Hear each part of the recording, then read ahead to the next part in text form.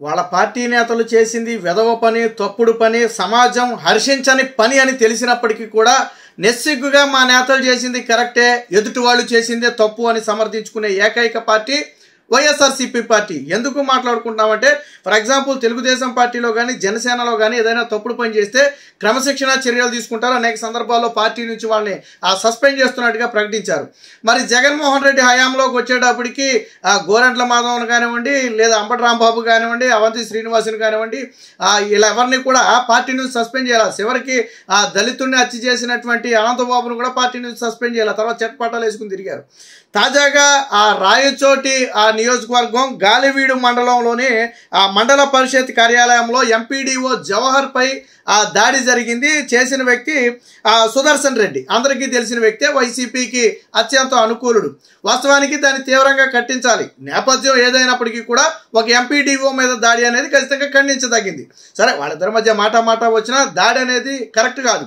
వాస్తవ విషయం ఏంటి, ఆ ఎంపీడీఓ కార్యాలయం తాళం అడిగితే ఆయన లేకుండా ఇవ్వటం కుదరదని చెప్పారంట. ఎవరో భార్య పిల్లలు అడిగారో మరి ఎవరు అడిగారు, ఇవ్వటం కుదరదని చెప్పారు. అసలు రీజన్ అది. దానికి దాడి చేయాల్సిన అవసరం లేదు. దీన్ని పవన్ కళ్యాణ్ కూడా చాలా సీరియస్గా తీసుకున్నారు. స్వయంగా ఎవరైతే గాయాల పాలైన జవహర్ బాబు ఉన్నారో ఆయన దగ్గరికి వెళ్ళి స్వయంగా పవన్ కళ్యాణ్ పరామర్శించడం కూడా జరిగింది. ఈ నేపథ్యంలో దాడి చేసినటువంటి సుదర్శన్ రెడ్డిని అయితే పోలీసులు అదుపులోకి తీసుకుని అరెస్ట్ చేశారు. రిమాండ్ కూడా అయితే పంపినట్టున్నారు. వాస్తవానికి వైసీపీ పార్టీ ఏం చేయాలి, జరిగిన దాడిని ఖండించి గప్చుప్గా వండుకుని ఉంటే వదిలిపోయేది. వాస్తవానికి ఎవరైనా సరే ఒక అధికారి మీద దాడి చేయడం కరెక్ట్ కాదు అంటే సరిపోయేది. కానీ ఇక్కడ వైసీపీ పార్టీ రివర్స్లో ఏమని రాసిందో చూడండి. న్యాయవాదిపై పోలీసుల గోండాగిరి అంట. అంటే రౌడీయిజం చేసినటువంటి వాళ్ళనేమో హీరోలుగా చూపించుకుంటున్నారు. ఆ రౌడీయిజం చేసి గోండాగిరి చేసేసి రౌడీయిజం చేసేసి దాడులు చేసిన వ్యక్తిని అరెస్ట్ చేస్తే పోలీసులను గోండాలు చేశారు. ఇంతకంటే నీచం ఉంటుందా? ఒక వ్యక్తి మీద నిర్దాక్షిణ్యంగా దాడి చేసిన వాడు గోండానా, దాడి చేసిన వాడిని అరెస్ట్ చేసిన వాడు గోండానా, పోలీసులు గోండాలా? ఇంత నిస్సిగ్గుగా సాక్షిలో ఎలా రాస్తున్నారు కథనాలు నాకు అర్థం కాల. పైగా పోలీసు వ్యవస్థ అధికార పార్టీ నేతల అడుగులకు మడుగులొచ్చుతుంది, అమ్ముడు పోయిందని రాశారు. మీలాగా అర్ధరాత్రులు దూకెళ్ళి అరెస్ట్ చేయలేదే, మీలాగా చంద్రబాబు గారిని అరెస్ట్ చేసినట్టుగా ఆధారాలు లేకుండా అరెస్ట్ చేయలేదే. ఏం చేశారు? ఇక్కడ వీడియో ఫుటేజ్ ఉంది, సాక్ష్యాలు ఉన్నాయి, అన్నీ పరిశీలించిన తరువాత అరెస్ట్ చేశారు. ప్రజలే చెప్తారు అరెస్ట్ చేయాలో వద్దు. వాటిని బయట పెడితే బహిరంగంగా అందరూ చూసి ఆ దాడిని, ఆ వీడియోల్ని, మరి దీన్ని ఎలా సమర్థించుకుంటారు? దాడి చేసింది మీ వ్యక్తి కాదని చెప్తారు మీరు? సుదర్శన్ రెడ్డి దాడి చేయలేదని చెప్పగలరా వైసీపీ నేతలు? మరి ఏమి రాతలు, ఈ తప్పుడు రాతలు ఏంటి? ఇది సాక్షిలో రాశారు చూడండి.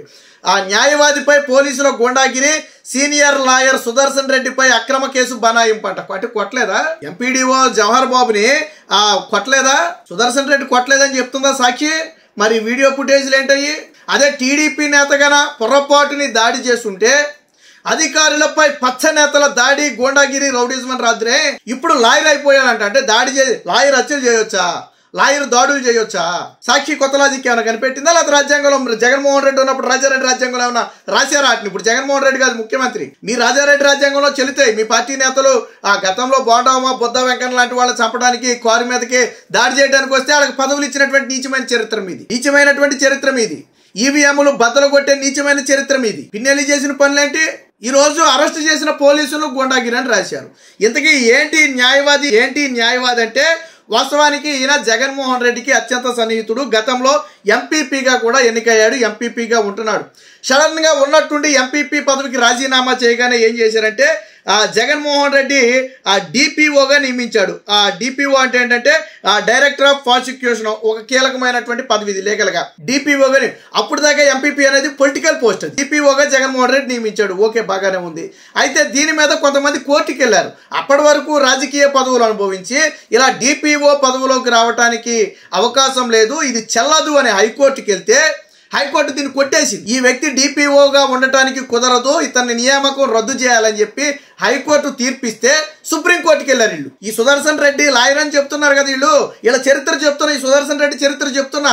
ఈ సుదర్శన్ రెడ్డి డిపిఓ కాదు, కోర్టులు ఒప్పుకోలా. మరి మీరు ఎలాగ న్యాయవాదాన్ని సర్టిఫికేట్ ఇచ్చుకున్నారు? నాకు అర్థం కాల. సుప్రీంకోర్టుకి వెళ్తే ఏం చేసింది సుప్రీంకోర్టు?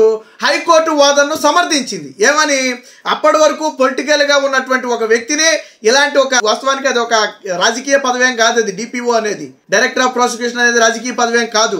ఆ పదవిలో నియమించడం కుదరదు. డైరెక్ట్ గా లాయర్ వృత్తి నుంచి వచ్చిన వాళ్ళని మాత్రమే దాంట్లో నియమించాలి తప్ప ఇలాగా చేసిన వాళ్ళని నియమించకూడదు. పైగా ఈ నియామకం సమయంలో ఆయన ఎంపీపీగా చేసి వచ్చి ఇందులో చేరాడనే విషయాన్ని దాచిపెట్టారని చెప్పి సుప్రీంకోర్టు చెప్పి హైకోర్టు విషయంలో మేము జోక్యం చేసుకోబోమని చెప్పి ఆ కేసును కొట్టేసింది. అలాంటి వ్యక్తిని వీళ్ళు సీనియర్ న్యాయవాది అని పొగుడుతున్నారు. ఒరే బాబు, కోర్టులే ఆయన నియామకాన్ని చెల్లవని కోర్టులు కొట్టేసినాయి. ఎడాపెడా హైకోర్టు సుప్రీంకోర్టు చివాట్లు పెట్టినాయి. మరి మీరెలాగ సీనియర్ న్యాయవాదిగా మీరెలా డప్పు కొట్టుకున్నారు? మీరు లేదు, ఒకవేళ కోర్టు సంగతి కాసేపు పక్కన పెడదాం, అవును చెల్లిందే అనుకుందాం, డిపిఓ చెల్లిందే అనుకుందాం. అయితే ఇప్పుడు వెళ్ళిపోయి ఎంపీడీఓ మీద దాడి చేస్తాడా? చేస్తే గోండాగిరి కాడా? రౌడీ కాదా? రౌడీ షీట్ ఓపెన్ చేయొద్దా సుదర్శన్ రెడ్డి మీద? అరెస్టు చేసిన పోలీసులు గోండాగిరా, మరి దాడి చేయటాన్ని ఏమనాలి? వీళ్ళ దృష్టిలో ఇంత సిగ్గుమాలిన రాతలు సాక్షులు ఎలా రాస్తున్నారో, భారతీరెడ్డి ఎలా రాపిస్తుందో నాకైతే అర్థం కావట్లా. ఇప్పుడు మనం కవర్ చేసుకోవాలంటే కనీసం ఎక్కడో గొప్ప ఒక చిన్నదో చిత్తదో అయితే కవర్ చేసుకోవచ్చు. బహిరంగంగా చావు బాధిన వీడియోలు కనపడుతున్నాయి. అక్కడ అరెస్ట్ చేశారు పోలీసులు, అది లీగల్ ప్రొసీజర్. అది దానికి పోలీసులు గోండాలు చేసేసి రాశారు సాక్షి. మరి ఇలాంటి నీచమైన దిక్కుమాలిన రాతలు రాసేది సాక్షి కాకుండా ఇంకెవరున్నారు? మరి అందుకు కదా సాక్షిని టిష్యూ పేపర్తో పోల్చేది? అందుకు కాదా ప్రజలు మొన్న 11 సీట్లు ఇచ్చి పడుకోబెట్టింది? 5 ఏళ్ల పాటు సాక్షిలో ఇలాంటి నీచమైన దిక్కుమాలిన పనికిమాలిన అవాస్తవాలను ప్రచారం చేసినందుకు ప్రజలు చూసి చూసి చూసి విసుగు చెంది మొన్న కర్రు కాల్చి వాత పెడితే 11 సీట్లు వచ్చాయి. ప్రతిపక్ష హోదా కూడా రాలా. బుద్ధి రాలా. అయినా ఎవడైనా ఆత్మపరిశీలన చేసుకుంటారు. 151 సీట్ల నుంచి ఎందుకు పడిపోయాం 11కి? మనకు ఒక ఛానల్ ఉంది, మనకు ఒక పేపర్ ఉంది, మనకు ఒక పెద్ద వ్యవస్థ ఉంది. 5 ఏళ్ల పాటు సోషల్ మీడియా పేరుతో ప్రభుత్వ సొమ్మును కోకొల్లగా పోజేసాం, డిజిటల్ కార్పొరేషన్ అడ్డం పెట్టుకుని విష ప్రచారం చేసాం. అయినా మనకు 11 సీట్లు రావడం ఏంటని కనీసం ఇంగిత జ్ఞానం లేదా? ఆలోచించుకోవద్దా? ఇలాంటి నీచమైన రాతలు రాసినందుకే ఈ వ్యక్తి మీద ఇప్పటికే అనేక ఆరోపణలు కూడా ఉన్నాయి. ఇది విభజన చట్టంలోని సెక్షన్ 78కు విరుద్ధం అని చెప్పి ఆయన నియామకం చెల్లదని చెప్పి అప్పట్లో కోర్టు చెప్పింది. దాన్ని సుప్రీంకోర్టు సమర్థించింది.